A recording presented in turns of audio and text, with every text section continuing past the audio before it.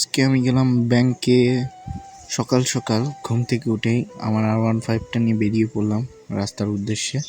এখান থেকে একটা কাকিমার বাড়িতে যাব এবং সেই বাড়ি থেকে অতঃপর ব্যাংকে যাব। তো সাইকেলে উঠে পড়লাম, সাইকেল নিয়ে আমার R15 নিয়ে চলে গেলাম তার বাড়ির উদ্দেশ্যে। তো কিছুক্ষণ যাওয়ার পরে এখান থেকে বেশি দূর নয়, যে সামনে দেখা যাচ্ছে ওইখানেই। তো তার বাড়ি থেকে কিছু কাগজপত্র নিয়ে বেরিয়ে পড়লাম আবার। গেট থেকে বেরিয়ে আবার আমার R15টা সাথে করে নিয়ে তার বাড়ি থেকে বেরিয়ে পড়লাম আবার। এখন যাব আমরা বাজারে।